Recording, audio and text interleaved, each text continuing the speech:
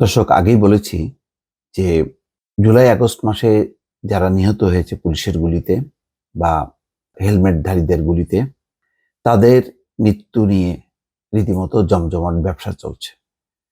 একটি ঘটনা প্রথম আলো প্রকাশ করেছে যে ৫ই আগস্ট ঢাকায় গুলিবিদ্ধ হয়ে মারা যায় কিশোর মাহমুদুল হাসান। মাসখানেক পরে ১২ই সেপ্টেম্বর তার বাবা রিকশা চালক মিজানুর রহমান ঢাকার আদালতে যান ছেলে হত্যার ঘটনায় মামলা করতে যে দেখে যে ওই ঘটনায় ২টা মামলা হয়েছে। ফলে বাবার আর মামলা হলো না। কারা এত অতি উৎসাহী হয়ে এই মামলাগুলো করছে এবং অসংখ্য মানুষকে যুক্ত করছে, এগুলি উদ্দেশ্যপ্রণোদিত বলে আমার কাছে মনে হচ্ছে এবং সেই কারণেই প্রথম আলো এই রিপোর্টটি করেছে যে মাসখানেক পর, কারণ তখন যে পরিস্থিতি সেটা আর গরিব মানুষ তারা বুঝে উঠে পরে যখন প্রস্তুতি নিয়ে মামলা করতে গেছে দেখে যে মামলা হয়ে গেছে। আদালত তার জবানবন্দি লিপিবদ্ধ করেন। পরে যাত্রাবাড়ি থানা পুলিশ আদালতকে জানালো এই ঘটনায় আগেই একজন মামলা করেছেন, ফলে বাবার আবেদন খারিজ হয়ে গেছে। তো বাবা মামলা করতে পারলো না তার ছেলের, কারণ যেহেতু মামলা হয়ে গেছে, যাত্রাবাড়ি থানা পুলিশ বলছে এই কারণে বাবার মামলা খারিজ হয়ে গেছে। প্রথম আলো অনুসন্ধানে বেরিয়ে আসে মাহমুদুল হত্যায় একটি নয়, যার বয়স মাহমুদুল ১৫ বছর বয়স, একটা নয়, দুটি মামলা হয়েছে। এর একটি ডেমরা থানায়, সেখানে আসামি করা হয় ৯৩ জনকে। এতে বলা হয় মাহমুদুলকে ডেমরা এলাকায় গুলিবিদ্ধ করে হত্যা করা হয়।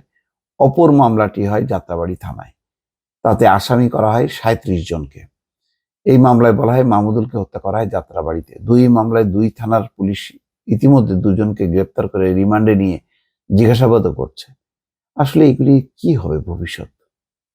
এই কি ন্যায় বিচার হবে এইভাবে যদি মামলা নিয়ে তামাশা চলে? কিশোর মাহমুদুল হাসানের মৃত্যুর ঘটনায় পৃথক দুটি মামলার তথ্য আদালতের নজরে আনা উচিত। এটা অস্বাভাবিক এবং ন্যায় বিচারের পরিপন্থী।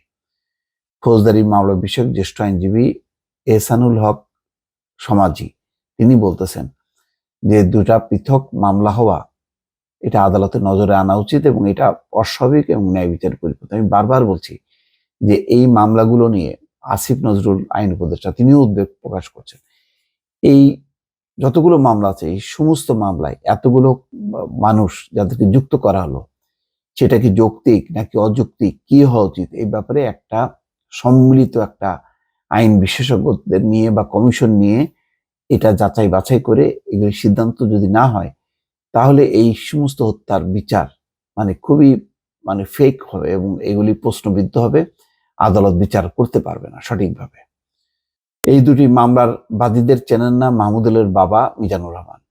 কারা বাদী হয়ে মামলা করলো তাদেরকে চেনে না বাদীরা, তাদের মাথার মধ্যে আসলেও না যে আচ্ছা এই মাহমুদুল যে মারা গেল তার বাবার খোঁজ নেই, না সে খোঁজ নেওয়ারও প্রয়োজন মনে করেনি তারা। এখন বাদী হলেই তো লাভ, বাদী হওয়ার পরেই সে বিভিন্ন জন যাদেরকে অভিযুক্ত করছে বলবে যে ঠিক আছে টাকা দাও, টাকা পয়সা লেনদেন। এইগুলি হলো পুলিশ এবং লোকাল টাউট বাটপারদের যোগ সাজস।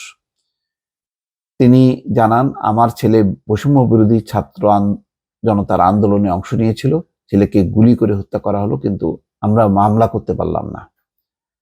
ডেমরা ও যাত্রাবাড়ি থানার দুই মামলা এবং ঢাকার চিফ মেট্রোপলিটন আদালতে বাবার করা মামলার আবেদন ৩টি এজাহারে ঘটনাস্থল নিয়ে ৩ রকম তথ্য দেওয়া হয়েছে। একই ঘটনায় দুই থানায় দুই মামলা চলতে পারে না বলে জানিয়েছেন ফৌজদারি মামলা বিষয়ক জ্যেষ্ঠ আইনজীবী এহসানুল হক সমাজি। তিনি জানান কিশোর মাহমুদুল হাসানের মৃত্যুর ঘটনায় পৃথক দুটি মামলার তথ্য আদালতের নজরে আনা উচিত, এটা অস্বাভাবিক এবং ন্যায় বিচারের পরিপন্থী। এই ব্যাপারে যাত্রাবাড়ি থানার ওসি বলছেন মাহমুদুলের মৃত্যুর ঘটনায় ডেমরা থানায় মামলা হওয়ার তথ্য তার জানা নেই, এ বিষয়ে খোঁজখবর নিয়ে প্রয়োজনীয় ব্যবস্থা নেওয়া হবে। একই কথা বলেন ডেমরা থানার পরিদর্শক আব্দুর রাজ্জাক মীর।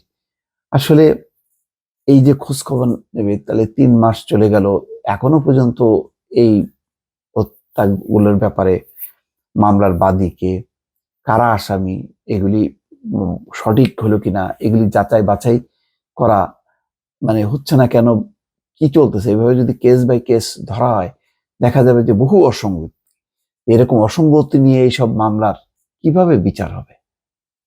সেটাই আমার একটা প্রশ্ন, দর্শক। ভালো থাকবেন। আল্লাহ হাফেজ।